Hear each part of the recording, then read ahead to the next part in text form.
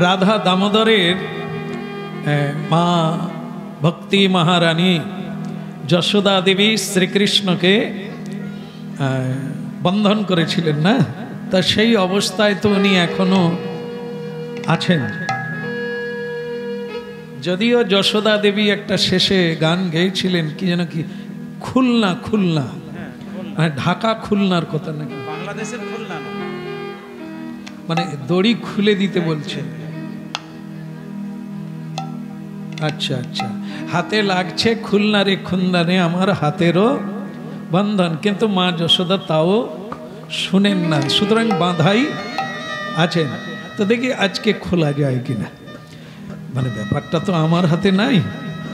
যদি ওনার ইচ্ছা হয় বাঁধা পড়বেন, যদি ওনার ইচ্ছা হয় খুলে যাওয়া ভালো না বাঁধা থাকা ভালো? বাঁধা ভালো। সংসারে আমাদের যে বন্ধন আছে সেটা থাকা ভালো না, এ দুটো আলাদা। আমাদের বন্ধন খুলে যাক, আমাদের গোবিন্দ বাঁধা থাক। গোবিন্দ বাঁধা থাকলে আর আমাদের চিন্তা নাই। তবে বাঁধতে গেলে দড়ির তো শক্ত দরকার, যাকে বাঁধা হবে সেও তো টানাটানি কিছুটা করবে, তো টান আবার বেশিক্ষণ সহ্য করতে পারে না। টান কয় প্রকার? টান দুই প্রকার, একটা হচ্ছে সংসারের টান, আর একটা গুরু গোবিন্দের টান। এই দুই টানে আমরা বেশিরভাগ জয়লাভ করি কোন টান? গোবিন্দের টান জোরালো, কিন্তু এত জোরালো হয় না যে আমাদের মতো মায়ামুগ্ধ জীবকে আকর্ষণ করে। তবুও করেছেন বলে, তার কৃপা হয়েছেই বলে আমরা আজ হরি প্রাঙ্গণে শ্রী গুরু প্রাঙ্গণে এসেছি। এটা নিশ্চিত। আসলে কি জানেন তো, ব্যাংকে লাইন দেয় সকলে, এবার ব্যাংকের কথা চলে এলো। ব্যাংকে লাইন দেয় সকলে, সকলেরই পাস বই আছে, কিন্তু যে যত ইচ্ছে তুলতে পারে, এটা কি হবে? হবে?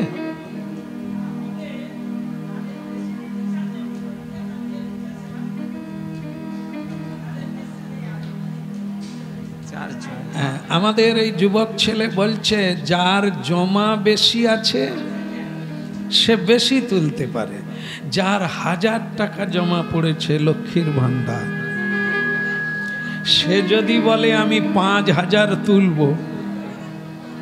তাহলে হবে না। এই জন্য জমা যদি বেশি থাকে তাহলে আপনি বেশি, কথাটা এখানের সঙ্গে কি কোনো মিল আছে? ভগবানের কৃপাতেই আমরা হরিবাসরে আসার সুযোগ যে পেয়েছি, এ সম্পর্কে কোনো দ্বিধা নাই। কিন্তু দ্বিধা হচ্ছে যে আমরা সবাই সমানভাবে তার কৃপা নিতে পারি, এটা এটা হবে। কারণ আমাদের পুণ্য সুকৃতি পূর্ব সময়ে আমরা যেমন জমা দিয়েছি, আজকে তার কৃপাটা, এটা যদি বুঝতে পারি তাহলে জমার ঘর বাড়াতে হবে। এই জমাটা, এটা হচ্ছে নিজস্ব পাসবই। এটা আমি মরে গেলেও আমার সঙ্গে থাকবে। আমার আগেকার পাসবই, ছোটবেলা থেকে আমার বাবা মায়ের কৃপায় আমার কীর্তন জীবন শুরু হয়ে গেল অনিচ্ছায়। মানে যেহেতু বাবা মা, মানে আমার বাবা কীর্তন করতেন, তো সেই হেতু যেন অনিচ্ছায় স্রোতে ভেসে গেলাম। সেই যে কীর্তন ধরলাম, আজ পর্যন্ত আপনাদের চরণে রইলাম। এটা কি? এ হচ্ছে আমার আগেকার পাস বই। আগের জন্মেও মনে হচ্ছে আমি আপনাদের চরণে কীর্তন গেয়েছি, এই জন্য শুরুর থেকে শুরু হয়ে গেল। তাই জন্য এই যে আগের পাস বই, এবারে কীর্তন গাইতে গাইতে অনুভব হচ্ছে এ আমার আগের জমা তো ছিলই, আর এবারেও খেটে যাচ্ছে যাতে জমাটা আগেরটাও থাকে, খরচা না হয়ে আরো বেড়ে যাবে। এই যতবার আপনাদের চরণে মাথা ঠুকতে পারবো ততবারই আমার পাশ বইয়ে বাড়তে থাকবে। হ্যাঁ, খুব একটা আমার কোমর ধাপে না, কারণ কোমর সোজা আছে, বাঁকে না। তাই একসঙ্গে সকলে বসলে একটা প্রণাম দিলেই, বাড়িতে বসে বৃন্দাবনে প্রণাম দেওয়া যায়। বৃন্দাবনবাসী যত বৈষ্ণবেরগণ, প্রথমে বন্দনা করি সবার চরণ। কি সুন্দর পদ্ধতি বৈষ্ণবগণ আমাদের শিখিয়েছেন। আমরা একটা প্রণাম করব, তা আবার আমি যেখানে জন্ম নিয়েছি সেখানে বসে প্রণাম করব, সমগ্র বৃন্দাবনবাসীকে প্রণাম দেব।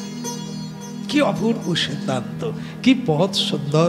আবার এখানে বসে আমি নীলাচলে জগন্নাথ দেব তার প্রিয় ভক্ত সহিতে, হ্যাঁ, নীলাচল নিবাসায়, নীলাচলবাসী আর আমার প্রভু জগন্নাথ নীলাচন্দ্র, হ্যাঁ, তো সেই নীলাচল চন্দ্র এবং নীলাচলবাসী নিবাসায় নিত্যায় পরমাত্মানে, যেখানে নিত্য পরমাত্মা স্বয়ং ভগবান বিদ্যমান বিরাজিত, সেই বলভদ্রাং সুভদ্রাং জগন্নাথায়তে নমো নমঃ।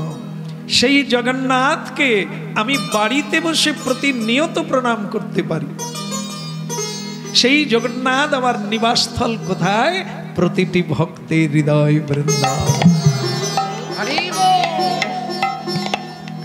পরমারাধ্য আমাদের পরম প্রেমময়, করুণাময়, কৃপালু ভগবান, পতিত পাবন ভগবান, যত আখ্যা দেব কুলবে না।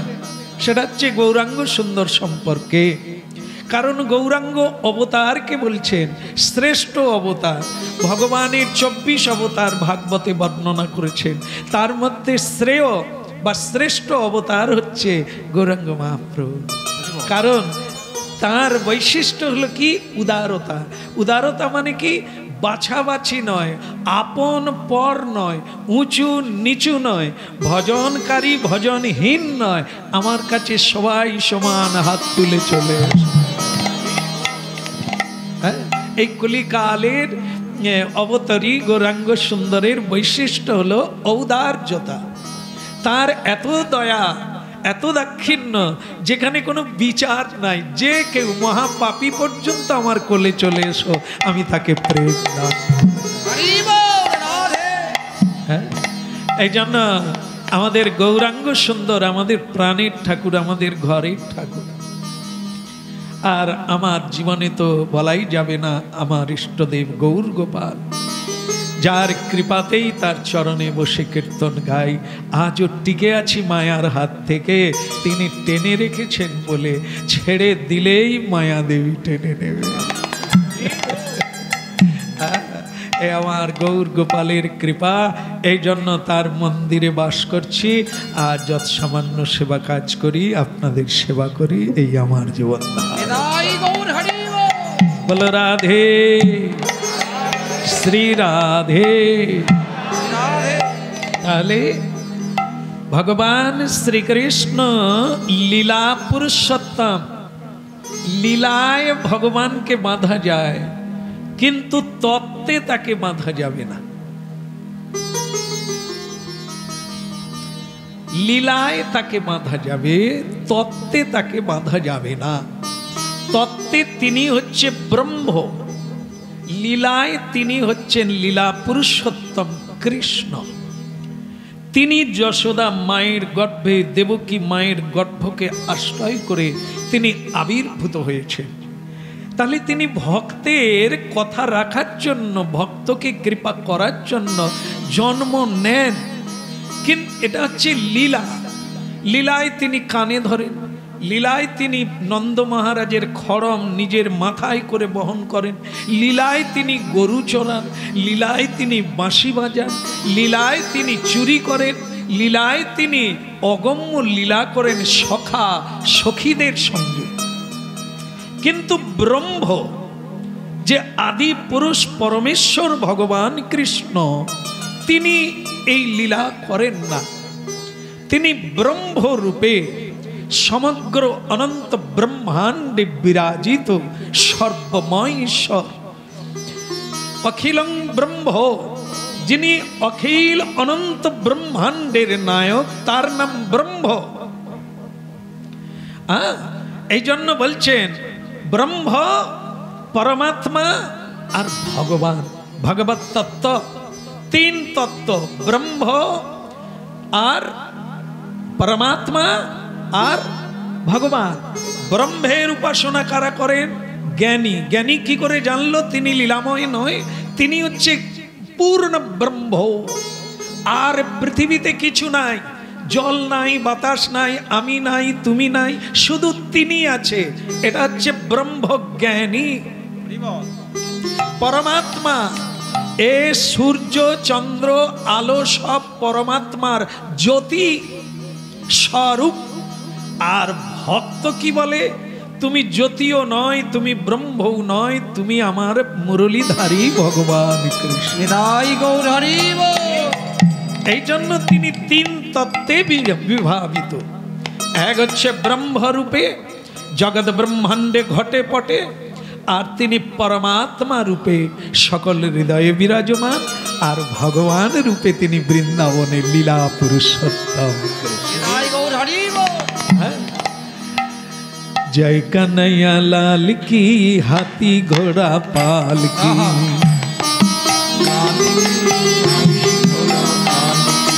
जय कन्हैया, जय कन्हैया लाल की, हाथी घोड़ा पाल के।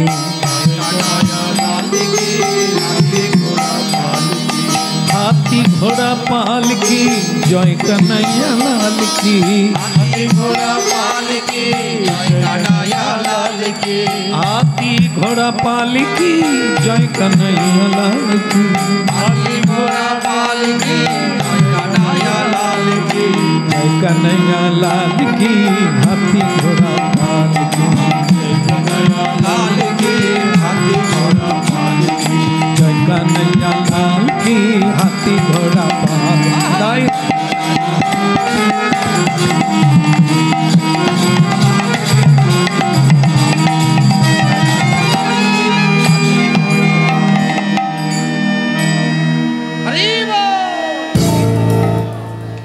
বলো রাধে। আপনাদের তবু ভালো লাগছে দেখে যে আপনারা হাত তুলতে পারছেন। আমার মতো যদি বাঁধা হতেন কেউ হাত তুলতে পারতেন? ভগবান কৃষ্ণ বলছে সব সখারা এসে ঢাক ঢোল তুম্বুরা বাজিয়ে তারই সামনে গান গাইছে, জয় কন্হैया লাল কি, হাতি ঘোড়া পাল কি।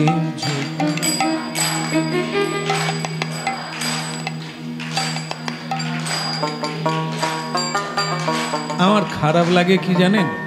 কারো পৌষ মাস, কারো আমি বাঁধা আছি, আর আপনারা এরকম তালি বাজিয়ে বাজিয়ে গান গাইছেন আমার সামনে।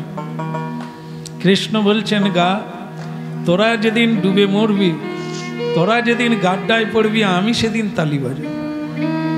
কেন ওই যে মা যশোদা বেঁধেছে না, নূতন নূতন করে যারা খবর পাচ্ছে তারা বলে একবার দুষ্টুটাকে দেখে আসি, মুখের অবস্থাটা কি, সেরকম চোখ টোক পাকায় না হাসে, একবার দেখে আসি। যারা যারা শুনছে যে কৃষ্ণকে তার মা রাগ করে বেঁধে রেখেছে, এই চুরি করে বলে, দুষ্টামি করে বলে ভগবানকে মা যশোদা বেঁধে রেখেছে, এটা নূতন নূতন লোক দেখতে আসছে। দেখে আবার অনেকে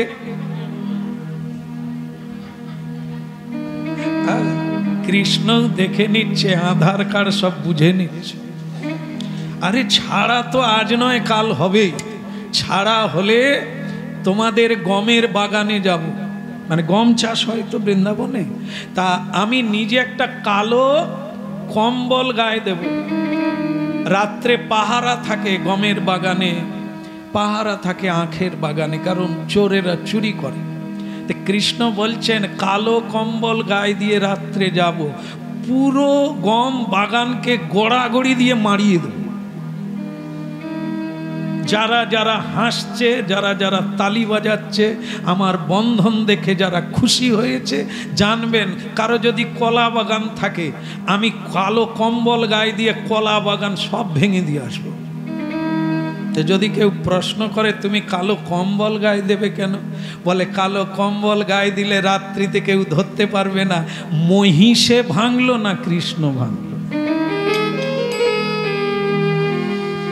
তাই যারা একটু অভিজ্ঞতা আছে কৃষ্ণ সম্পর্কে, ভালোবাসো তো ভালো, পিছনে লেগেছ তো আর তোমার হাল ভালো থাকবে না। তারা কিচ্ছু বলে না, তারা বলে ওরে কানা রে তোর কি হাল হলো রে। ভেতরে যাই থাক, অন্তত মুখে বলতে হবে কানা তোর দুঃখে আমরা দুঃখী। কানা বলে যাক তোদের বাছুর আর খুলে দেব না। মানে দুগ্ধ দহনের আগে যারা যারা তার পিছনে লাগে তাদের বাছুর খুলে দেয়, যা তোরা দুধ খেয়ে। সেদিন গোপীদের মাথায় হাত পড়ে যায়, আর দুগ্ধ দহন করাও হয় না, বিক্রিও হয় না, খাওয়া দাওয়াও বন্ধ হয়ে যায়। কৃষ্ণ যদি দেখে যে গান টান গাইছে, প্রশংসা করছে, তবে যা তোদের বাছুর থাকবে। আর না হলে এই জন্য যারা যারা নূতন নূতন দেখতে আসছে ওনাকে, যে কৃষ্ণ উদুখলের সঙ্গে বাঁধা, তাই শুধু দেখে নিচ্ছে কারা কারা আসছে দেখতে। কেন না এলে চলতো না? শুনেছ তো যে বেঁধেছে, দেখতে আসতে হবে কেন? হ্যাঁ, তা কৃষ্ণ এরকম আছে প্রাণ গোবিন্দ, শুধু তার মায়ের উপর দুঃখ। কত মা ভালো, আমাকে ডাকে খাওয়ায়, আমার মা চুরির দায়ে আমাকে বাঁধে কি। তবে তিনি দেখলেন সামনে দুটো গাছ দাঁড়িয়ে আছে। দুটো গাছ হচ্ছে দুটোই এক জাতের গাছ, অর্জুন বৃক্ষ। দুটো অর্জুন বৃক্ষ পাশাপাশি দাঁড়িয়ে আছে গোকুলে নন্দ মহারাজের বাড়ির সামনে। বলো তো কৃষ্ণ মাঝে মাঝে পিট পিট করে ওই দিকেই তাকাচ্ছে। দড়িটা যখন বাঁধা, এই সময় ওদের বাঁধনটা খুলে দিতে হবে। ওরা তো বৃক্ষ নয়, পূর্ব জন্মে ওরা দেবতার ছেলে। হরিনাম গম্ভীর হয়ে শুনতে হবে, নালে একটা খাই হারিয়ে গেলে এই বসাটাই বেগার হয়ে যাবে। মানে ধরে রাখতে হবে। ওরা তো দেবতার ছেলে, কুবেরের পুত্র। কুবের হচ্ছে ভগবান ভোলানাথের প্রিয় ভক্ত, তার অংশেও জন্ম। আর তার পুত্রের দুজন পুত্রের নাম হচ্ছে কে? হয়গ্রীব, নল কুবের আর মণিগ্রীব।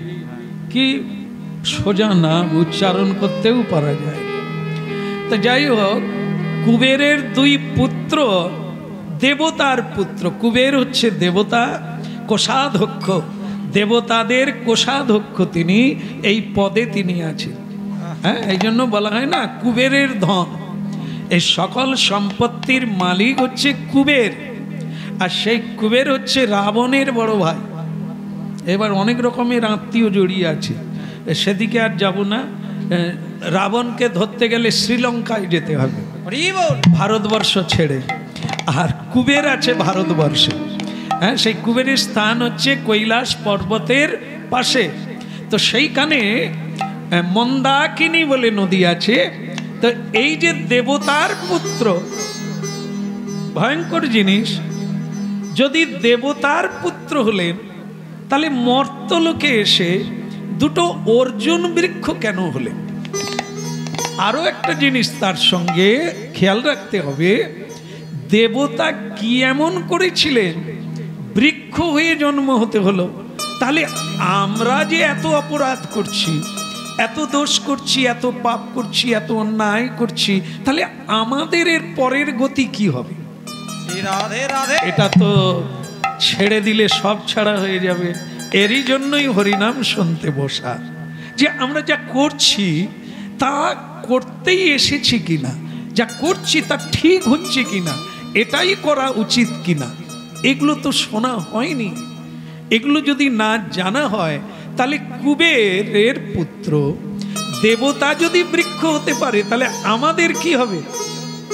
সাপ, ব্যাঙ, আরশোলা, টিকটিকি, কৃমিকীট, আমরা কত জীবজন্তু আর এত ছোট্ট ছোট্ট প্রাণী হয়ে জন্ম নিতে পারি। আমরা তো নানান অপরাধের অপরাধ।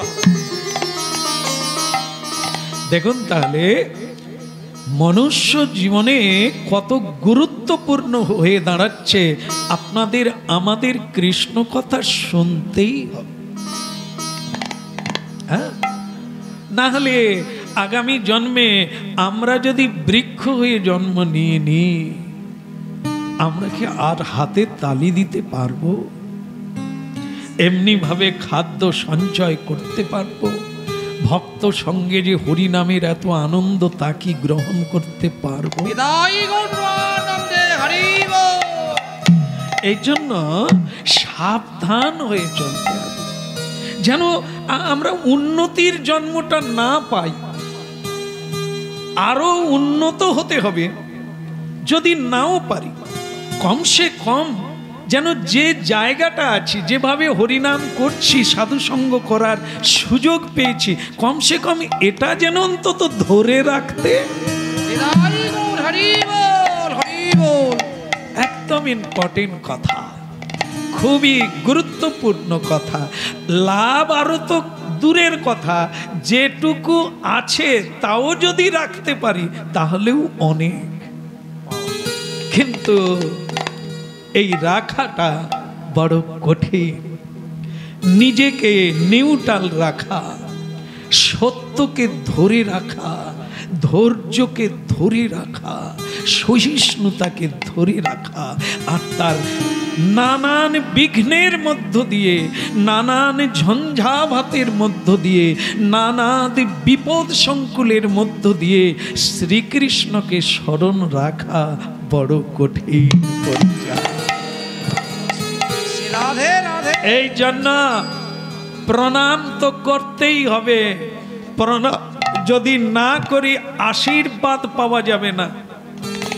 ভগবানকে প্রণাম যদি কম করা হয় খুব একটা দোষের হবে না, কিন্তু ভগবানের চেয়ে বেশি প্রণাম করতে হবে আমাদের আগে আগে চলছেন যারা, মহাজনগতস্য পন্থা, তারা যারা ভজন করে আমাদের আগে আগে গোবিন্দের পথে এগিয়ে যাচ্ছেন, তাদেরকে পুনঃ পুনঃ প্রণাম করতে হবে, বারবার প্রণাম করতে হবে, আশিস মাথায়। কেননা সব কিছু আটকে আছে।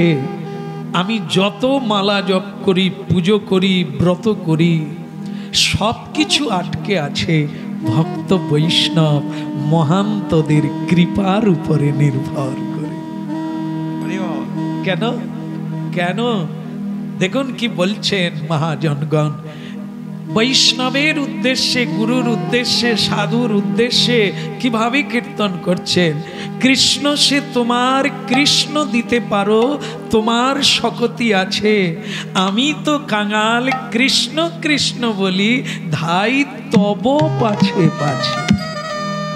কৃষ্ণকে পাওয়ার জন্য কৃষ্ণের পিছনে ছোটা নয়, বৈষ্ণবের পিছনে। কারণ বৈষ্ণব বিষ্ণুকে ধরে রেখেছেন, তিনি যদি দেন তবে আমরা পেতে। এই হলো ভক্তির পথ, পন্থা, যা সব সময় তৃণের ন্যায় চলতে বলছেন যারা পদতলে থাকে। এত বিনয়, হ্যাঁ, এতখানি নিচুতা না হলে সাধুগুরুর কৃপা তো উঁচু মাথায় লাভ করা যায় না। সাধুগুরু দেখেন সবচাইতে বড় অলংকার কার কাছে আছে? অলংকার কি? বিনয় হচ্ছে সবচাইতে বড় ভূষণ। এই জন্য বিদ্যা দদাতি বিনয়ম। যদি ব্রহ্মবিদ্যা, শ্রীকৃষ্ণ কথা বিদ্যা কারো হৃদয়ে ধরে রাখতে হয়, তাহলে তাকে বিনয়ী হতে হবে, তাকে নিচু হতে হবে, সবাইকে প্রণাম। ভগবানের মস্তকে মানে চূড়োতে কার পালক? মুরগির পালক। আচ্ছা, শুধু কি ময়ূরের পালক হয়, মুরগির হয় না? নানান পাখির হয় না, কত কালার, কত। তবে ভগবান শ্রীকৃষ্ণের মাথায় ময়ূরের পালক আছে, তাই না? আচ্ছা, এটা কখন নিলেন, কেন নিলেন, সেই কাহিনী। আর এই বৈষ্ণবতা মানে কাকে ধরলে কাকে পাবো? যদি আমরা কৃষ্ণ বলে কাঁদি, তাহলে সে কান্না ভগবান কৃষ্ণ শুনবেন না। হ্যাঁ, সেটা আমরা যদি ভক্তের চরণ ধরে কাঁদি, তাহলে ভক্তই আমাদের ধরে নিয়ে গিয়ে ভগবানের কাছে পরিচয় করিয়ে দেবে, এই আমার পরম ভক্ত, একে একটু আপনি কৃপা করুন। এখন এই এর সঙ্গে সামঞ্জস্য রেখে এই কথাটা বলতে চাইছি, সেটা কি, কোনো এক ভক্ত ভীষণভাবে সাধনা করছেন, কখনো নবদ্বীপে যাচ্ছেন, কখনো নীলাচলে যাচ্ছেন, কখনো দ্বারকায় যাচ্ছেন, কখনো বৃন্দাবনে গিয়ে ঘোরাঘুরি দিচ্ছেন, মথুরায় যাচ্ছেন। তার একটাই, জীবনে আমি একবার কৃষ্ণকে দর্শন করতে চাই। মানে সাধনা করে যাচ্ছেন, ঘোরাঘুরি দিচ্ছেন, ভজন করছেন, না খেয়ে ঘুরে বেড়াচ্ছেন, এইভাবে তার একটাই ইচ্ছে, ভগবান আমি একবার আপনাকে দর্শন করতে চাই। তো তাকে অনেক সাধুরা উপদেশ দিলেন, বাবা যদি পেতেই হয় তাহলে তুমি বৃন্দাবনের একটা কৃপা আছে, আর এখানকার বাতাবরণ ভালো, তুমি বরং বৃন্দাবনের থেকেই ভজন করো। তা হলো, ভজন করছেন, বলে আমি কৃষ্ণকে দেখতে চাই। তো তখন কেউ রসিক ভক্ত, তিনি তখন বলে, কৃষ্ণ কি আর এখানে আছে? তিনি তো নন্দগ্রামে আছে, তুমি বরং নন্দগ্রামের কাছাকাছি বাস করো, তাহলে কৃষ্ণ বেরোলে, কখনো বেরোলে দেখতে পাবে। তো তার ইচ্ছে তাই হলো, বোধহয় ভগবান কৃষ্ণ নন্দগ্রামে আছেন, তো ওখান দিয়ে গরু চড়াতে বেরোবেন, সখাদের সঙ্গে খেলতে বেরোবেন, কখনো দেখা হলেও, ঠিক কিনা? সব সময় যাকে পেতে চাই তার কাছাকাছি তো যেতে হবে, তবে তো অনিচ্ছায়ও। আর আমরা যদি দূরে থাকি, তিনি ঢুকছেন বেরোচ্ছেন, আমার ভাগ্যে আর বলুন। এই জন্য নিকটে থাকতে হবে, স্মরণে, মননে, পূজনে, ভজনে, নয়নে, মনে, বুদ্ধিতে সব সময় তাকে স্মরণ করতে হবে। করলে নিকটে থাকলাম, দিলেও দিতে পারে। তো সেই ভেবে সেই ভক্ত নন্দগ্রামের কাছাকাছি কুটির বাঁধলেন, যে ভগবান বেরোলেই সে আর হয়। 12-14 বছর কেটে গেল, কৃষ্ণের কোনো দেখা নাই। তার মনে একটা বড় দুঃখ, আরে বাবা আমি তো কিছু চাই না, তুমি চলে যাবে, আমি শুধু একবার দেখব, এর বেশি তো আমি কিছু চাইছি না।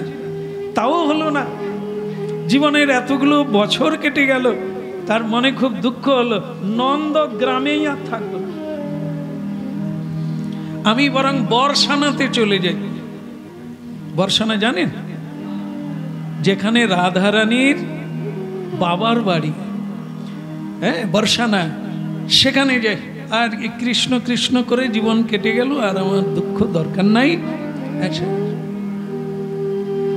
সেখানেও কিছু বছর কেটে গেল, হলো না। শেষকালে এক সাধুকে বললেন, আচ্ছা আপনারা কতদিন ভজন করছেন? তা 70 বছর হয়ে গেল। হ্যাঁ, আপনার বয়স কত? 96 চলছে। সেই বাপ মাকে ছেড়ে দিয়ে 10 বছরে চলে এসেছে, তাই এখানে নাই নাই করে এতগুলো বছর হয়ে গেল। বলে, তা আপনি কোনোদিন কৃষ্ণকে দেখেছেন? বলে, দেখি নাই, তবে আশা আছে মরার আগে। এ তখন বললো, তাহলে আমার তো অনেক কম, এখনো এত বছর হয়নি ভজন। তা বলছে, সাধুজি আচ্ছা আপনি এত আশা নিয়ে বসে আছেন, সত্যি কি দেখা দেবেন? দেবেন মানে তিনি নিজে বলেছেন, ভজন করলেই দেখা দেবে, পিছনে লেগে থাকলে দেখা তিনি দেবেন, তাই লেগে আছি। বলে, আচ্ছা আমি কি করলে দেখা পাবো? বলে, দেখবা একটা জিনিস হলে হয়ে যাবে। কি? এই জন্মটা বাদ দিয়ে দে, ভজন করে করে একটাই প্রার্থনা কর, পরের জন্মে তুই ময়ূর হয়ে জন্ম নে। বলে, ময়ূর হলে কি হবে? ময়ূর হলে কৃষ্ণ তার গায়েও হাত দেয়, ময়ূর নাচে, ময়ূর শ্রীকৃষ্ণের চরণে চুম্বন দেয়, তার মানে নিকটে থাকবি। হ্যাঁ, নাচবি গাইবি ভালো হবে। শিউলি এই কথাটা তো এতদিন আমি শুনিনি। ময়ূর হলে সত্যি তো তার কাছে যাওয়া যাবে, মানুষ হলে ভগবান লুকিয়ে যাবে, কিন্তু পশু পক্ষী হলে ভগবান লুকোবে না। আর ঠিক আছে, তো ভক্তমণ্ডলী মায়েরা, যে জন্মই হোক না কেন গোবিন্দকে দেখাই হলো জীবনের উদ্দেশ্য। এইবার ময়ূর হয়ে ময়ূর নাচে কোথায়? নন্দগ্রামে। সেখানে নিকটে চলে গেলেন, সেখানে গিয়ে নাচতে শুরু করলো, গাইতে শুরু করলো। কথা আরো একরকম 10-12 বছর কেটে গেল, ময়ূর বুড়ো হতে যায়। তোর কোথায় কৃষ্ণ, কোথায়? ময়ূর হলাম, তাতেও তো হলো না। সে দেখলো এ কৃষ্ণকে কে যে করুণা সিন্ধু বলে আমার মনে হয়, এ করুণাই নাই হৃদয়ে। এতগুলো জন্ম মানুষ হয়ে কেটে গেল, ময়ূর হয়ে কেটে গেল, তবু ভগবান দেখা দিলেন না। ময়ূর হয়েছে যখন একবার রাধারানীর বর্ষানাতে যায়। সেখানে গিয়ে কি করলেন? সেখানে গিয়ে শুরু করলেন কৃষ্ণ কৃষ্ণ কৃষ্ণ কৃষ্ণ কৃষ্ণ হে কৃষ্ণ কৃষ্ণ কৃষ্ণ কৃষ্ণ কৃষ্ণ হে কৃষ্ণ কৃষ্ণ কৃষ্ণ কৃষ্ণ কৃষ্ণ হে কৃষ্ণ কৃষ্ণ কৃষ্ণ কৃষ্ণ কৃষ্ণ হে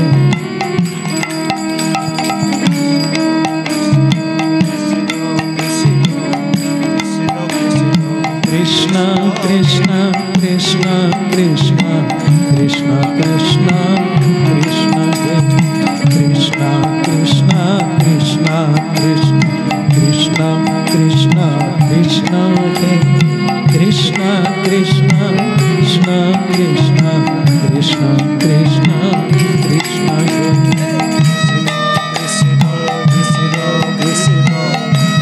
কৃষ্ণ হে কৃষ্ণ হে কৃষ্ণ কৃষ্ণ কৃষ্ণ কৃষ্ণ কৃষ্ণ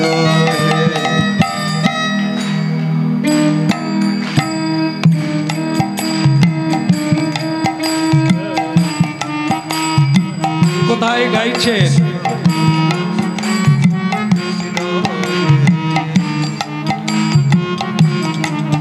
কৃষ্ণ নাম কোথায় গাইছেন?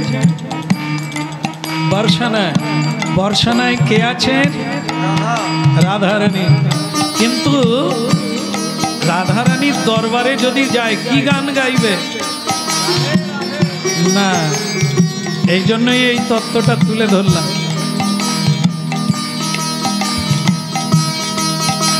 রাধারানী কি নাম ভালোবাসেন? তাহলে তার দরবারে গিয়ে আপনি রাধা নাম করবেন, মেরে তাড়াবেন। আমার প্রশংসা করিস, তোর এত সাহস, যা দূর হয়ে যা। আর ময়ূর কি গাইছে?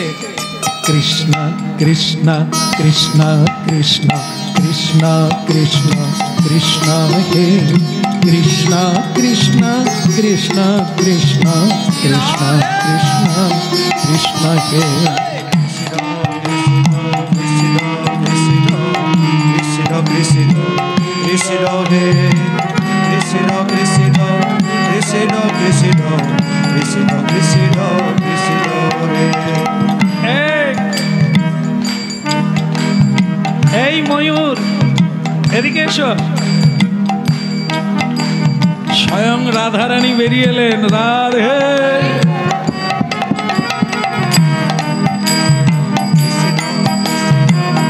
ময়ূর আরো বেশি করে গাইতে শুরু করলো। কৃষ্ণ কৃষ্ণ কৃষ্ণ কৃষ্ণ কৃষ্ণ কৃষ্ণ কৃষ্ণ কৃষ্ণ কৃষ্ণ কৃষ্ণ কৃষ্ণ কৃষ্ণ হে কৃষ্ণ কৃষ্ণ কৃষ্ণ কৃষ্ণ কৃষ্ণ কৃষ্ণ কৃষ্ণ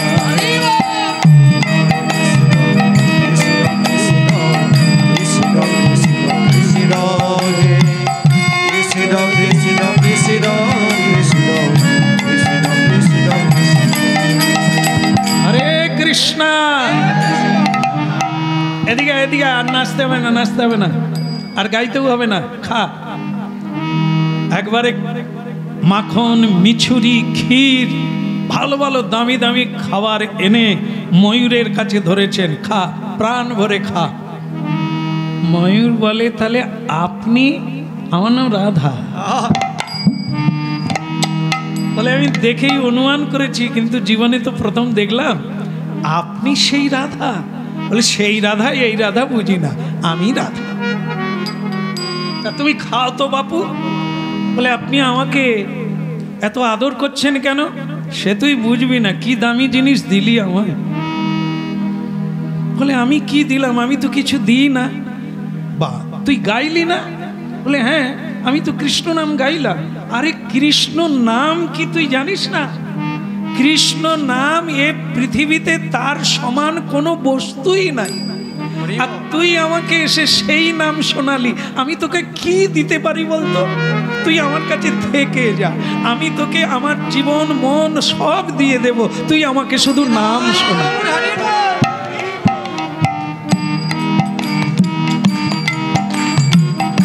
ময়ূর বলে, ওরে এতদিন আমার বেগার গেল। আমি যদি রাধারানীর বাড়িতে চলে আসতাম তাহলে আমার কবে কৃপা হয়ে যেত। সেই এলাম, অনেকটা দেরি হয়ে গেল। এই হলো করুণাময়ী রাধা। হ্যাঁ, আমাকে ডাকতে হয়নি, নিজে আমাকে ডেকে আবার খাওয়াচ্ছে। বলছে, তুমি এখানে থেকে যাও। হ্যাঁ,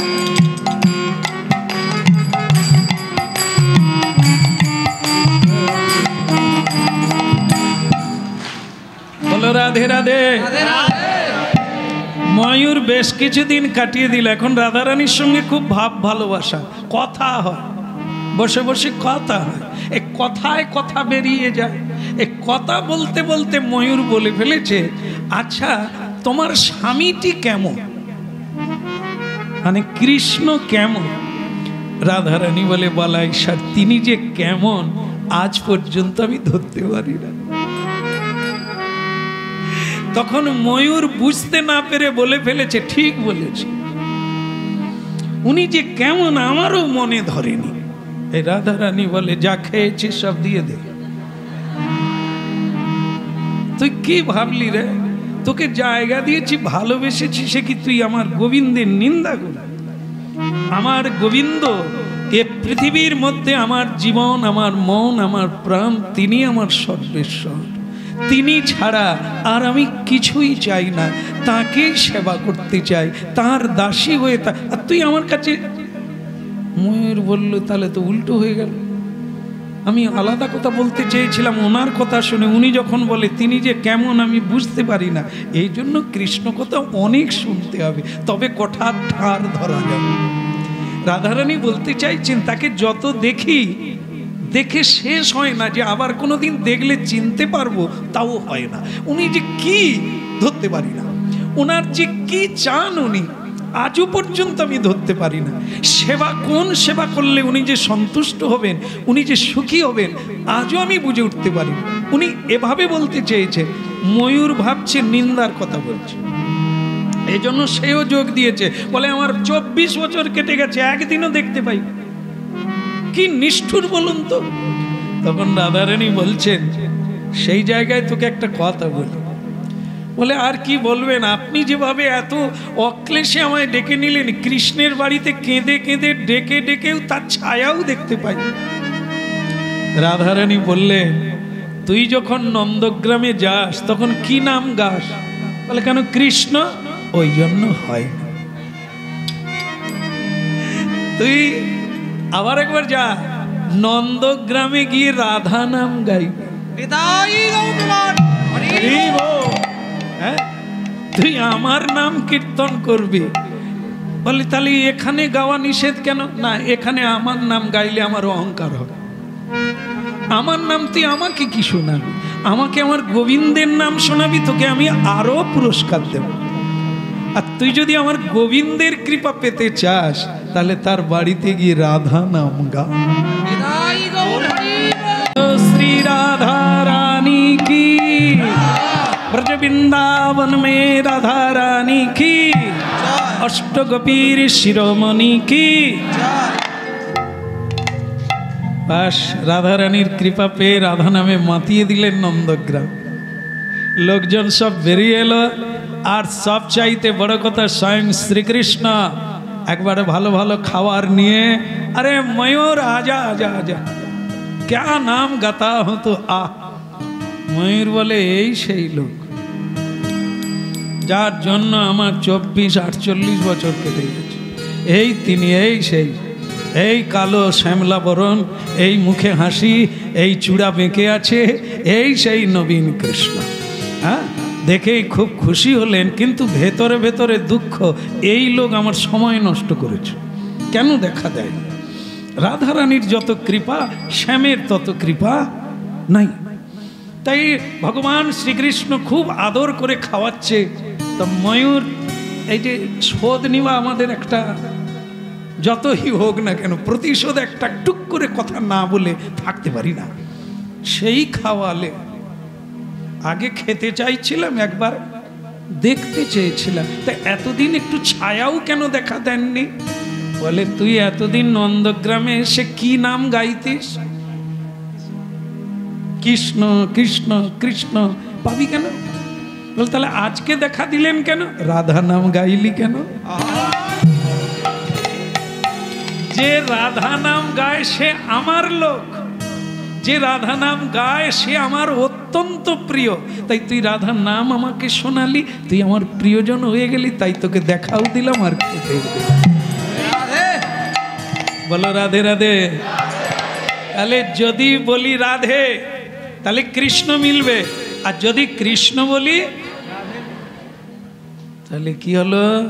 শুধু কৃষ্ণ বললে হবে না, আর শুধু রাধে বললেও। এই জন্য কি দিয়েছেন? হরে কৃষ্ণ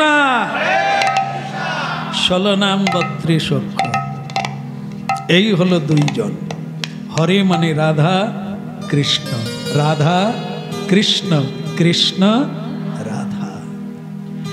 এই জন্য দুই মিলিত হয়ে আপনারা অবিরাম নাম করুন। সকল বাঞ্ছা, কি বলছেন? সাধ্য সাধন তত্ত্ব যে কিছু সকল এই হরিনাম সংকীর্তনে মিলিবা সকল। কিচ্ছু না। কিছু কিছু মানুষ দীক্ষা নেওয়ার পরে বলতেই আছেন আর কি কিছু নাই, আর আমাকে কি করতে হবে? ময়ূরের কত বছর কেটেছিল? এক জন্ম নয়, শত শত জন্ম, এক মন্ত্র।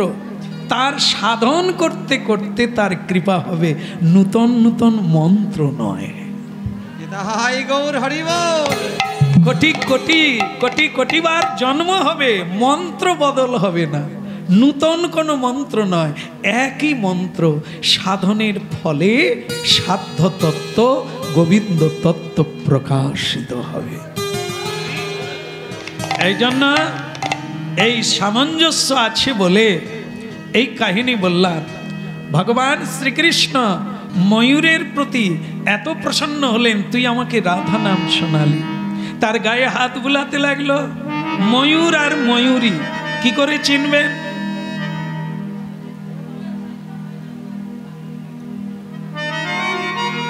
আমার জানা ছিল না, ধরে ফেললাম। যে ময়ূর সে হচ্ছে পুরুষ।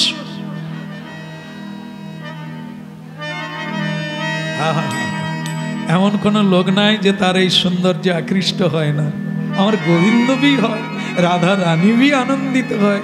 হ্যাঁ, রাধা রানী ময়ূরকে ভালোবাসে, তার কারণ হলো ময়ূরের পাখনায় বা পাখাতে যে কালারটা আছে, যে রংটা আছে, সেটা গোবিন্দের অঙ্গের বর্ণ।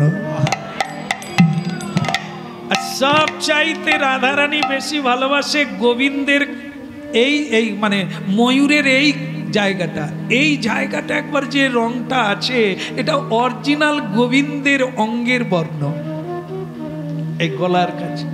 এই জন্য ময়ূর ময়ূরীর কণ্ঠ নিরখি, রাধারানী কাঁদে যমুনার তীরে বসে।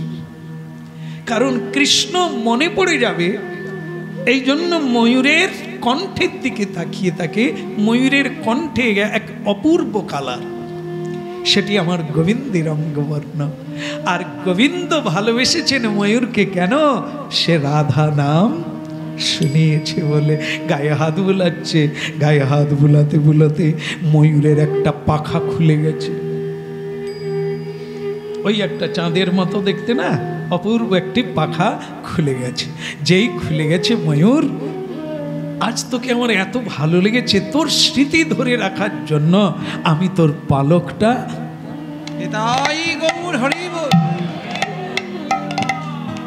আজও শিখি পাখা। শিখি মানে ময়ূর, আর তার পাখা গোবিন্দ যখনই দিয়েছেন তার সৌন্দর্য তো ছিলই, আরো বৃদ্ধি, একটা অলংকার এসে গেল। সেটার দাম কত? সোনার দাম কত মনে রাখেননি? 7500 বলছে। ও কিলো 75,000। 10 গ্রামের দাম। আমি কিনিনি, কিন্তু শুনি। আমার তো কোথাও সোনা দানা লাগানো নাই, আর লাগবেও না, এই জন্য ওর দামের সঙ্গে আমার কোনো সম্পর্ক নাই। হ্যাঁ, আমার আংটিও ছিল, দিয়েছিল লোক, এখনো ভক্তরা দেন, বলে আপনার হাতে মানাবে ভালো, দে, লাভ হবে, বিক্রি করে লাভ হবে। বাস পেয়েছি অনেক জীবনে, এখনো পেয়ে যাচ্ছি, সব বিক্রি করতে ইট বালি কিনিনি। আরে যদি না ইট বালি কিনি, আপনারা বসবেন কথা, আসবেন কোথা থেকে, এই জন্য ওটাই আমার অলংকার। তাই যাকে সোনার দাম ঢুকে গেল কেন? আমরা সোনা পড়তে ভালোবাসি, কিন্তু গোবিন্দ কি অলংকার পরলেন? গোবিন্দ আরেকটা অলংকার ভালোবাসেন, যেটা রাধারানী তৈরি করেন, তার নাম হচ্ছে গুঞ্জামালা। গুঞ্জা, গুঞ্জা ফল আমাদের দেশেও হয়ে থাকে, আপনারা দেখেছেন, এখন কম দেখছেন, এখনো খুঁজলে পাবেন, যার নাম কাঁচ ফল। দুটো কালারের হয়, এই ধরে ফেলেছে, দেখছেন? আসলে মানে চলতি কথা বলতে হবে। হ্যাঁ, গুঞ্জামালা, যার দুটো কালার দেখবেন, লাল আর কালো। হ্যাঁ, ধরে ফেলেছে, বলো রাধে রাধে। বৃন্দাবনে এর নাম হচ্ছে গুঞ্জা ফল। এই ফলের মালা গাঁথতে জানতে হবে। স্বয়ং রাধারানী এত সুকার্য অনুসারে তিনি তৈরি করেন মালা, চূড়া, এই গুঞ্জা ফল দিয়ে, যা গোবিন্দকে অপূর্ব লাগে। আর গোবিন্দ তা আশা করে বসে থাকেন, রাধারানী আজ তো কই মালা দিল না। এত সব অলংকার, এই বাজুবন্ধ আর এখানে বাদাম, এসব অলংকার রাধারানী ফুল দিয়ে, গুঞ্জা ফল দিয়ে, বিভিন্ন পাতা দিয়ে তৈরি করে। গোবিন্দকে কোনো সোনার অলংকার রাধারানী পরান না, এই জন্য ওনার নাম কি? বনমালী। বনের মালাতেই তাকে বেশি শোভা লাগে, তার ভালো লাগে, এই জন্য তার নাম বনমালী। নিতাই হরি বল। হ্যাঁ, তো বললো রাধে রাধে। তাহলে কথা ছিল যে ময়ূর পাখা কেন, এটি আপনাদের শ্রবণ করালাম। এর সঙ্গে সামঞ্জস্য কোথায়? যে রাধা নাম গাইলে কৃষ্ণের কৃপা হবে, কৃষ্ণ নাম গাইলে, তাহলে আমরা সর্বদা হরে কৃষ্ণ নাম জপ করব, রাধা কৃষ্ণের কৃপা পর্যাপ্ত পরিমাণে প্রাপ্ত। হ্যাঁ, তাই আজকে লীলার বিষয় যেটি চলছে সেটি খুব গুরুত্বপূর্ণ বিষয়। এত সব কিছুর পরে যেটি দুঃখ দেয় সেটা হচ্ছে দেবতার ছেলে যারা পূজিত হয় মানুষের হাতে, তারা কেন বৃক্ষ হয়ে জন্মালো পৃথিবীতে। পরীক্ষিত মহারাজ কৃষ্ণ কথা শুনছেন গুরুদেব সুখদেব গোস্বামীর বদন থেকে। তিনি বিস্ময় প্রকাশ করে প্রশ্ন করলেন যে গুরুদেব, আপনি শ্রীমদ্ ভাগবত তত্ত্ব কীর্তন করছেন, বড় মাধুর্যপূর্ণ, বড় রসালো বস্তু, কিন্তু আমার প্রশ্ন জেগেছে, দেবতার ছেলে, যিনি দেবতা, তারা কোন অপরাধের জন্য, কার অভিশাপে, কি কর্ম করেছিল, তারা এই ক্ষীণ জন্ম প্রাপ্ত হলে, বৃক্ষ হয়ে জন্ম হলো কেন? যদি আমাদের কীর্তন করে বলেন তাহলে কৃতার্থ হব। তখন শুকদেব গোস্বামী তার উত্তরে বললেন, এই দুইজন দেবতার পুত্র নলকবর আর মণিগ্রীব অপূর্ব দেখতে, চূড়া না বাঁধলেও চলবে, দেবতার ছেলে না, চুলের কাটিং আলাদা, গায়ের শরীরের রং আলাদা, মানে শুধু এইরকম একটা ঝাঁকুনি মারলেই দেখতে ইচ্ছে করবে। কিছু কিছু ছেলেরা আছে না, চুলের এত কাটিং আছে, ওই করে দিল। আর কত মেয়েরা, আরে তার যে 4টা বাচ্চা আছে বলে তা থাক, এরকম কাটিং দেখি ব্যাস, বলো দেবতাকে দেখতে খারাপ হবে? এত সুন্দর। কিন্তু দুর্ভাগ্যের বিষয় কি, অতুল ঐশ্বর্য মানুষকে যে অন্ধ করে, তার প্রমাণ কি? দুর্যোধন সম্পত্তির লোভে অন্ধ হয়ে কি অন্যায় না করলে অকালে মৃত্যু হলো। আর এ জগতে দেখে নেবেন, কোনো গরিব মানুষ ছিল, হঠাৎ যদি সে বড়লোক হয়ে যায় কোনো কারণে, তখন তার কি হয়? সব কিছু বদলে যায় না? কি রে, কবে এসেছিস? আর যখন গরিব থাকবে, আগে কবে এসেছেন সম্মান দিয়ে বলবে। আর যদি অর্থশালী, কি রে, কোথায় যাবি রে, মানে বড়দেরও তুই করে কথা বলে। কেন? কিসের? অহংকার। দেবতার ছেলে হয়ে। এই জন্য এই কীর্তনটি শুনতে হবে। শুধু এটা না, ভাগবতের কথা, কারণ এখানে আমাদের চরিত্র লুকিয়ে আছে। আমরা কি করি মানুষের সঙ্গে, আমরা কি করি শ্রদ্ধালু ব্যক্তির সঙ্গে, আমাদের গুরুজন যারা, তাদের সঙ্গে আমরা কি ব্যবহার করি, এ ধরা পড়ে যাবে। তা তারা কি করলো? ঐশ্বর্যের আতিশয্যে অহংমিকা হলো, তারা মদিরা পান করলো। যখন কারো ধন দৌলত বেশি হয়ে যায়, অসৎসঙ্গ প্রভাবে তাদের মস্তিষ্ক বিকৃতি হয়ে যায়, তখন তারা মদিরা পান করে, মানে সুরা পান করে। আর কি বাড়ি বলে, ওই যে বিয়ে করে না যাদের কাছে ছেলেরা যায়, কি বাড়ি? আচ্ছা, তোমাদের কি বলা ঠিক হয়েছে? তার মানে যাও নাকি? বলতে পারতো জানিনি, জীবনে যাইনি বাবু, জানিনি, কিন্তু বলে পতিতালয়, তার মানে সংবাদ জানে, সন্ধান জানে। তুমিও জানো, মুখ খুললেই মরবে। মুখ খুলেছে মানে কিছু জানে। হ্যাঁ, ভিতরে না ঢুকলে বাইরে গেছে। বলো এই জন্য সব চাইতে ভালো জিনিস নীরব থাকা। কথা যদি না বলা হয় তাহলে লোকে ভাববে পণ্ডিত মানুষ বসে আছে, আর কথা বেরোলেই বল এই তো ছোট লোক, মুখ। এই কথার দ্বারাই মানুষকে ধরা যাবে সে কোন স্তরের মানুষ, কেমন? এই জন্য আমি কথা কইনি, চুপ করে। আমি যদি এই সময় বসে থাকি কি হবে? এই জন্য কথা বললে কথার কথা বলো, কৃষ্ণ কথা বলো, আন কথা। রাধে রাধে জপ চলি আয়েঙ্গে বিহারি,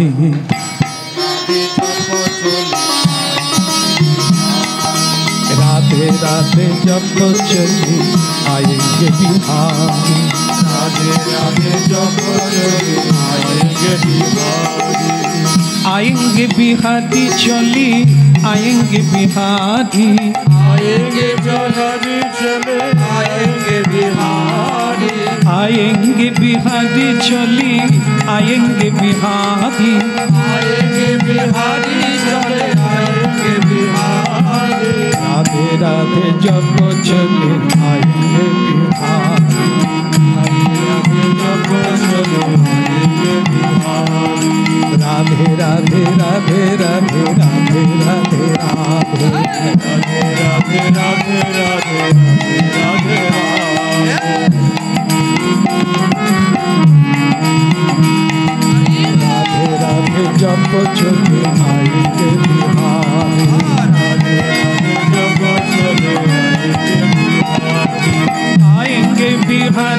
चली आएंगे बिहारी, आएंगे बिहारी चले आएंगे बिहारी। बोलो राधे जपो चली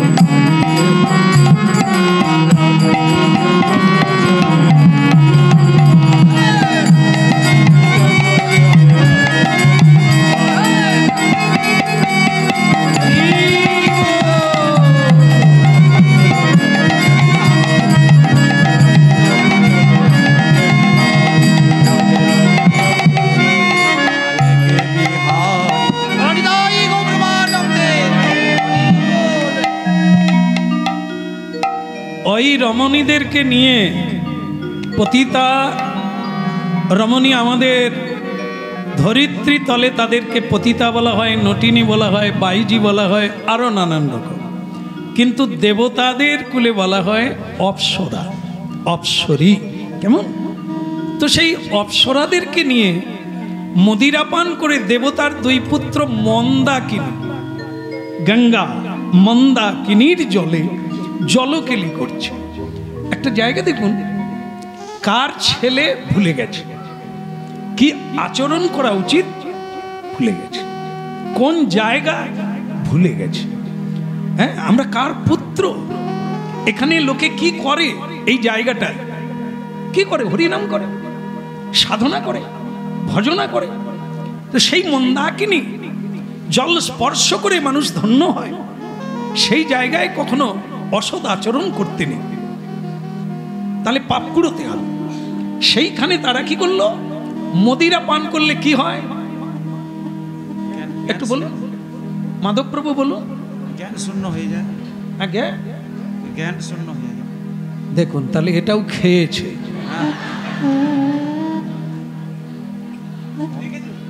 রাস্তায় পড়ে আছে মানে কি দেখলে বুঝা যাবে? রাস্তায় অনেক কারণে পড়ে থাকে, মাথা ঘুরিয়ে পড়ে থাকে, স্ট্রোক হয়ে পড়ে থাকে। তার মানে তুমি জানো এই তত্ত্বটা যে খেলে ঘুরিয়ে পড়ে থাকে। তা যাকে খেয়েছে হয়তো আগের জন্মে খেয়েছে, এ জন্মে আর খেতে পারে না, সবসময় তো লক্ষ্যে রেখেছে। হরি বল। আজকে হরি নামের পরে ছেড়ে দেবো, কালকে আবার ধরো, তো ঢুকতে পারে না ওই সব দোকানে। বলো রাধে রাধে। হ্যাঁ, তাই লক্ষ্য যে রাখছি, ভালো না খারাপ, ঢুকলে তো অধঃপতনে যাবে।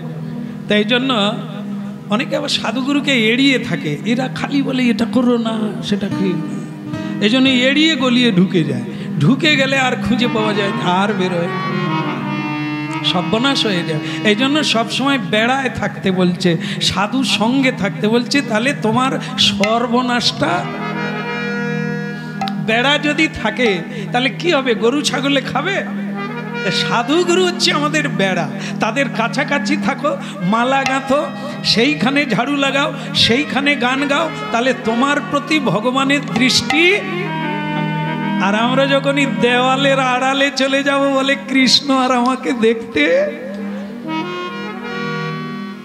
এই পর্যন্ত আলো আছে, এর বাইরে আলো নাই, অন্ধকার, এই জায়গাটাই আমি গোলমাল করি, বাস ভগবান কি গোলমাল দেখতে পায় না?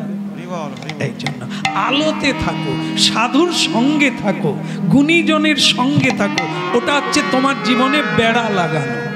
এই জন্য ভক্তি সিদ্ধান্ত সরস্বতী পাদ বলছেন, যারা কমল শ্রদ্ধা তারা কখনো একা শুইবেন না, ভক্তের সঙ্গে শুইন। কারণ একা শুইলে তোমায় ভূতে ধরবে, রাত্রেই উঠে চলে যাবে ছাবড়া গাছের তলায়। কারণ তো এখন তো জানেন বাঁশি সকলের কানে আছে, উনি বাঁশি বাজিয়ে ডাকছে আমি ছাবড়া গাছের তলায়, এ রাত 12টায় উঠে যাচ্ছে আমি যাচ্ছি ছাবড়া গাছে। তুমি যদি সাধুর কাছে শুয়ে থাকো, সে তখন কি করবে, কাঁচা ধরে টানবে, ওই কাঁচাওয়ালা যাবি কোথা? তাহলে কি হবে, যদিও মিলন হবে না কিন্তু বেঁচে যাবে। কেন? তুমি ওই নাগিনীর কাছে পৌঁছাতে পারলে না, নাগিনী তোমায় বিষ ঢালতে পারলো না, তোমার মৃত্যু হলো না, তুমি বেঁচে। রাধে মদিরা পান করলো, ওই রমণীদেরকে নিয়ে জলকেলি, কারো গায়ে কোনো কাপড় নাই, বেআব্রু, হিন্দিতে শব্দ আছে বেআব্রু, ছোট করে বেআব্রু মানে গায়ে কোনো কাপড় থাকবে না, বিবস্ত্রা। এই বেআব্রু অবস্থায় মন্দাকিনী পবিত্র জলে, হ্যাঁ, সেইখানে কি করলো না জলকেলি করতে লাগলো। আর দেবশ্রী নারদ জগৎগুরু দৈব কৃপা, এই একটা শব্দ প্রয়োগ হয়েছে ভাগবতে, দৈব যোগে, দৈব ইচ্ছায়। ওইটা নারদ ঋষির রাস্তা নয়, কিন্তু তার যেন আজকে ইচ্ছে হলো মন্দাকিনীর তীর দিয়ে একবার যায়। যেতে গিয়ে তিনি দেখলেন ইনি কীর্তন করে করে যাচ্ছেন, তারা কি করছে, বিবস্ত্র অবস্থায় নারী পুরুষের ক্রীড়া, সেই মিলন চলছে, আনন্দ করছে, মজা নিচ্ছে। দেবশ্রী নারদ দেখলেন ছি ছি ছি ছি, আরে রে রে রে রে, এরা কারা? দেবতার ছেলে, পৃথিবীর প্রণম্য ব্যক্তি, তারা কি করছে, কোন জায়গায় কি করছে? এখানে দেব দেবীগণ এসে তপস্যা করেন, ঋষিমুনি তপস্যা করেন, ভোলানাথ পার্বতীকে নিয়ে এই জায়গায় ভজন করেন, এই সেই পবিত্র মন্দাকিনী। সেখানে এরা কি করছে? এরা মদিরা পান করে এত ভুলে গেল, এত ভুল কাজ করছে। তো তিনি তখন কি করলেন, তিনি দেখলেন আচরণ ভুল করছে। কি বলুন তো, আস্তে আস্তে আস্তে, এই যে ঠাকুরজি কীর্তন হচ্ছে, ওখানে কোথায় কেন বসো, আরে ঘুরে তাকান পিছনে, চলো ওদিকে বলো রাধে রাধে। কে বাত কে বাত, তোমার তো দাঁড়িয়ে থাকার কথা নয়, এখানে বসা উচিত ছিল। छोड़ दो, आ जाओ, बोलो राधे राधे राधे राधे, प्रेम से बोलो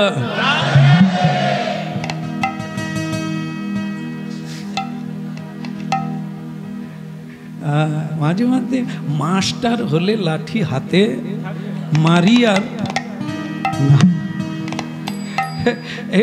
ওদেরকেও ভালোবাসি, কিন্তু মাঝে মাঝে তো একটু ফঁসও করতে হবে, নাহলে এরা তো আইসক্রিম খাবে। প্রেম সে বলো। আমাদের হৃদয়ে জানেন তো আর কোনো রাগ নাই, কিন্তু মাঝে মাঝে অভিনয়ও করে রাগ করতে হয়, নাহলে মাথার উপর থেকে আর নামবে না, বেলের লাপন শুরু হয়ে যাবে। এই জন্য আমাদেরকে মাঝে মাঝে অভিনয়ও করতে হয়, যাতে তাদের কল্যাণ হয়। যেরকম নারদ ঋষি করছেন, কি করলেন, জীবনে ক্রোধ করে না। দেবশ্রী নারদের ক্রোধ শিশুকালেই চলে গেছে, যেদিন তিনি শ্রীকৃষ্ণ দর্শন পেয়ে গেছে, তার ক্রোধ চলে গেছে। কিন্তু আজকে তিনি অভিশাপ দিলেন। অভিশাপ হচ্ছে ক্রোধ থেকে আসে। দেখুন কথাটার সঙ্গে মিল দেখে, এ ছেলে দুটোকে অভিশাপ দিতে হবে। কেন দিতে হবে? এদের যে পতনটা ঘটেছে, সেই পতন থেকে যদি উদ্ধার করতে হয়, তাহলে এদের অভিশাপের দ্বারা স্থানচ্যুত করতে হবে। খুব মিলিয়ে মিলিয়ে শুনবে, স্থানচ্যুত। কোন স্থান না, কুবেরের সন্তান আমাদের একটা পরিচয় আছে, এই পরিচয়টা হচ্ছে অহংকার। আমাদের খাটতে হবে না, রোজগার করতে হবে না, আমার বাবা স্বয়ং কোষাধ্যক্ষ, ধনের। মিলিয়ে নেন, আমরা যারা না খেয়ে দে ছেলে মেয়ের জন্য কাঁড়ি কাঁড়ি টাকা রাখছি, মেয়ে বলে আমি যদি 4 বার বিয়ে করি আমার টাকা শেষ হবে নি, বাবা মা এমন টাকা আমার নামে জমা রেখেছে, তাই আমি একটা ডাল ছেড়ে আবার একটা ডাল ধরি, আমার কোনো সমস্যা নেই, আমার তো পাস বইয়ে টাকা আছে। ছেলে বলছে আমাকে রোজগার করতে হবে না, সারা জীবন মদ খেলেও শেষ হবে না, আমার বাবা যা অত কুড়িয়ে হবে, আলস্য হবে, পতিতাল হয়ে যাবে। এই যে ভাগবত কত বড় বিজ্ঞান, কত বড় চিকিৎসক দেখে নেন। আমাদের এই মাথাগুলো ঘুরছে কিসের জন্য? এই এই এই এই সব জায়গা থেকে আমাদের এই বিলাসিতার ভাব এসে গেছে, আর মানুষকে অসম্মান করার ভাব এসে গেছে। যেখানে যেমন সেখানে তেমন আমরা ভুলে যাই, আমাদের স্বভাবটাকে যেখানেই যাই সেখানেই প্রকাশ করে দিই। না, মন্দাকিনী আর হিমালয়ের পাদদেশ, ঋষিমুনির স্থান, ভজনের স্থান, সেখানে আমাকে সংযত হয়ে থাকতে হবে।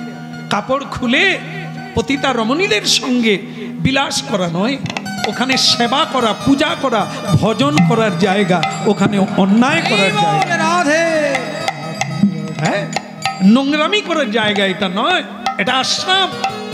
আশ্রমোচিত ব্যবহার থাকবে, আশ্রম পবিত্র বজায় রাখবে।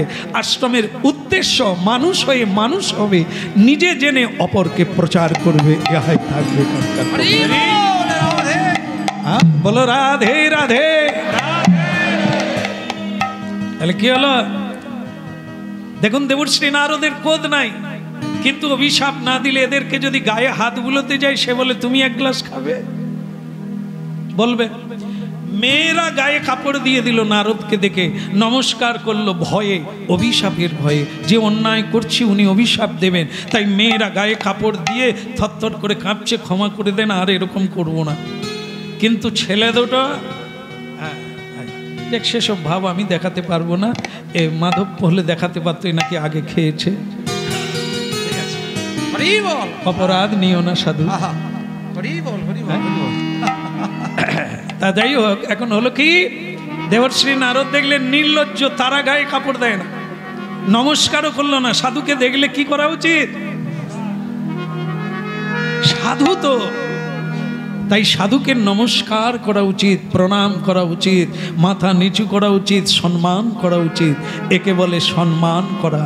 মর্যাদা রাখিলে হয়, যে সাধুকে সম্মান দেয় সেও সাধু, কারণ সাধুকে সম্মান দিচ্ছে মানে তার মধ্যেও সাত্বিক গুণ আছে। এই জন্য কি দেবশ্রী নারদ দেখলেন এদের অভিশাপ দিয়ে দি, গান গাইতে গাইতে অভিশাপ দিল। গান কখনো ক্রোধে হয় না, গান হয় অনুরাগে। গান গাইতে গাইতে দেবশ্রী নারদ অভিশাপ দিলেন, যা তোরা বৃক্ষজনী প্রাপ্ত হ, এই স্থানচ্যুত হ, এই পদচ্যুত হ, এই ধন থেকে বিরতি থাকবি। আবার তবে তোদেরকে আমি অভিশাপ দিলাম বটে, তার মধ্যে আরো একটা জিনিস দিলাম, কেন অভিশাপ দিলাম সেটাও মনে থাকবে। তা তোরা যে নলকূপের ছিলি, তোরা যে মণিগ্রীব ছিলি, এটা মনে থাকবে। বৃক্ষ হয়ে জন্ম হলেও তোদের মনে থাকবে, কুরে কুরে খাবে যন্ত্রণা। ইচ্ছে আছে, উপায় নাই, বৃক্ষ হয়ে কিছুই করতে পারবে না, শুধু বেঁচে থাকতে হবে। আছে না একটা জায়গায় কীর্তন, আপনারা গান কি, দিন গেল মিছে কাজে, গেল নিদ্রে, না ভজিনু, আর তারপরে কৃষ্ণ ভজিবার তরে, তারপরে বাস বেরিয়েছে। কার মতো হলাম? বৃক্ষের মতো, একদম স্থানুর, নড়তে পারেন না, চলতে পারেন না, বলতে পারেন না, করতে পারেন না, স্থানুর হয়ে যেতে হবে, দাঁড়িয়ে থাকতে হবে এক জায়গায়, জড়বৎ স্থাবর হয়ে দাঁড়িয়ে থাকবেন, কিছুই করতে পারবেন না। এই হলো মনুষ্য জীবন, এই হলো বৃক্ষ জীবন। আপনি আমি বৃক্ষ হতে পারি যদি তেমন কর্ম করি, তাই জন্য স্মৃতি থাকবে, কিন্তু বৃক্ষ জনি প্রাপ্ত হয়ে যা। আমার কৃপায় দেবলোকের মানে বিচারে হিসেবে 100 বর্ষ পরে স্বয়ং ভগবান কৃপা করে। শব্দটা বলে দিলেন আমার কৃপায়, তা বলুন অভিশাপ দিল না আশীর্বাদ দিলেন?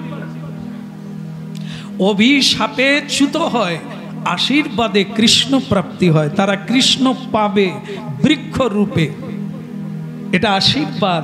গান গাইতে গাইতে অভিশাপ দিলেন, সাধুর ক্রোধ নাই, কিন্তু এদেরকে না দিলেও এদের কল্যাণ করা যাবে না, এই জন্য অভিশাপ দিলেন। তারাই দুজন, অর্জুন বৃক্ষ, যমল আর জুন, মানে যমজ দুটো ভাই, দুটো অর্জুন বৃক্ষ হয়ে জন্ম নিলেন বৃন্দাবন। আচ্ছা, কীর্তনটা মিলিয়ে নে। কি বলা হয়েছিল? ভগবানের কৃপায় না, ভক্তের কৃপায় ভগবান মিলে। আজকে যমলার্জুন কৃষ্ণ পাবে কার কৃপায়? ভক্তের কৃপায়। তাহলে মিলে যাচ্ছে কথাগুলো। পথে চলতে গেলে ওই পথ ছাড়া দ্বিতীয় পথ নাই। নারদ বলছে আমার কৃপায় কৃষ্ণ পাবে। যা, তোদের এই উচ্ছন্ন ভাব দূরীভূত হবে, তোরা আবার দেবতা হয়ে ফিরে আসবি। এই জন্য ভগবান মাঝে মাঝে আমাদের বিপদ দেন, স্থানচ্যুত করিয়ে দেন, চাকরি কেড়ে নেন, ব্যবসা বন্ধ করে দেন, কারণ আমরা অহংকারী হয়ে পড়ি। ওই জায়গা থেকে সরিয়ে দিলে আমি দুঃখ পাবো, অনুশোচনা করব, আবার ফিরে যাওয়ার চেষ্টা করব। জেলের দেওয়ালে কি লেখা আছে?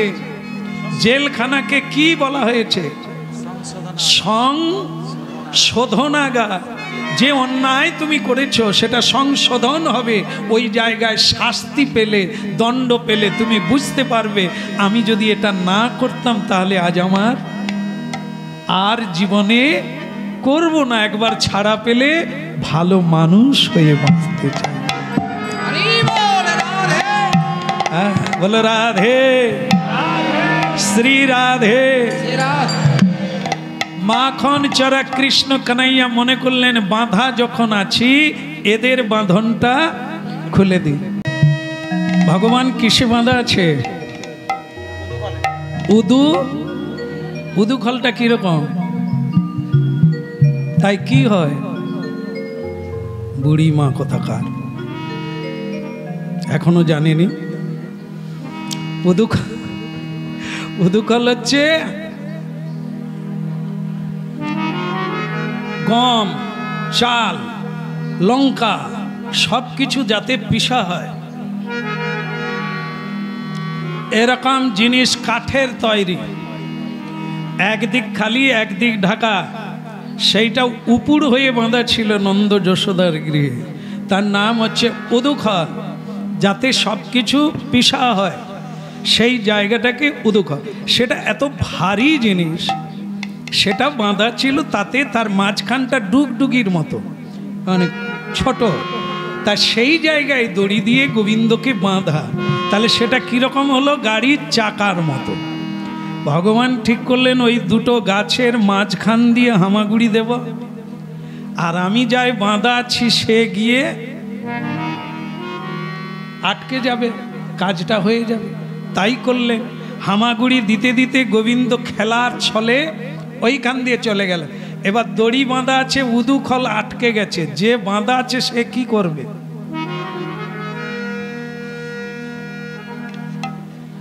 আরে চেষ্টা তো করতে হবে না, আটকে গেছে আর হবে? হয় রে, সব সময় চেষ্টা, টান মারছে, আর এই টান মারায় সে গাছ নড়ছে। কারণ তাদের তো আজকেই উবড়ে যাবার কথা, কারণ আজকেই তো ডানা। ডানা বুঝতে পারেননি? সে কদিন আগে জব বন্ধ হলো, ডানা ডানা কি মানুষ জব করলো, তারপরে সে ডানা যে কোন দিকে ডানা মেলে গেল বলো। যাক, তবুও ভালো যে এখন বৈজ্ঞানিক বলতে পেরেছে কবে বৃষ্টি হবে, তবু ঘুঁটে তুলে নিতে সময় দিচ্ছে। বলো হ্যাঁ, পাঁশকুড়ায় আলুর দাম বেড়ে গেল কেন? ডানা আসছে, আলু আর পাওয়া যাবে নি, কিন্তু ডানা চলে গেল, বৃথাই এত দাম দিয়ে কিনল। সে আলু পচে যাচ্ছে, আমাদেরকে বলছে আপনার একাদশী লেগে যাবে। আমি বলি ডানার আলু লাগবে না। হ্যাঁ, সবাই আমি জানি ঘরদর ভেঙে যাবে, ডানা আসবে, তখন দামে বিক্রি করব, পয়সা পাবো। ডানা তো অন্য দিক দিয়ে গেল। প্রেম সে বলো হ্যাঁ, রাধে রাধে। তাহলে কি হলো? গাছ নড়তে লাগলো, কিছুক্ষণ পরে গাছ দুম করে পিছন দিকে পড়ে গেল। গাছ কোন দিকে পড়বে? গাছ কোন দিকে পড়বে? কৃষ্ণ কোন দিকে আছে? সামনে। টান মারছে কোন দিকে? কৃষ্ণ তার নিজের দিকে টানছে, গাছ পড়বে উল্টো দিকে, ওই দিকেই পড়বে। তো দুটো বৃক্ষ, বড় বড় গাছ দুটো পড়ে গেল, কৃষ্ণ কথা একবারে গাছ পড়লে কি হয়? ধুলোয় ভরে যায় না? ধুলোয় ভরে গেল, কেউ কাউকে দেখতে পায় না, শুধু শব্দ হয়েছে দুম করে গাছ ভাঙার শব্দ। নানা দিক থেকে লোকজন বেরিয়ে এলো, কি হলো, কি হয়েছে, কি হয়েছে? দেখে চারিদিকে ধুঁয়ো আর ধুঁয়ো, কিছুই দেখা যায় না। মা যশোদার প্রাণ পাখি উড়ে গেল, কানা যে বাঁধা ছিল। আরে কানা কোথা? দেখে উদুখল নাই, উদুখলের মালিকও নাই। হায় সর্বনাশ, সে কোথায় গেল? অনেক খোঁজাখুঁজির পরে, চিৎকারের পরে যখন ধুলো উড়ো বন্ধ হলো, কৃষ্ণ তখনও বাঁধা অবস্থায় এরকম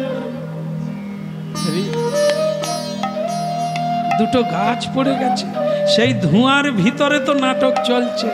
কি গাছে গাছ যেই ভেঙে গেছে, দুজন দেবতা হাত জোড়ো করে সেই গোপাল কৃষ্ণকে স্তুতি করছে, হে গোবিন্দ, তোমার অসীম কৃপায় আজ আমরা উদ্ধার হয়ে গেলাম। কৃষ্ণ বাঁধা অবস্থাতেই বলছে, তোমরা কে? যেন জানেন ওদেরই উদ্ধার করার জন্য উদুখল টেনে নিয়ে গেল। আবার তাদিকে প্রশ্ন করছে, তোমরা কে?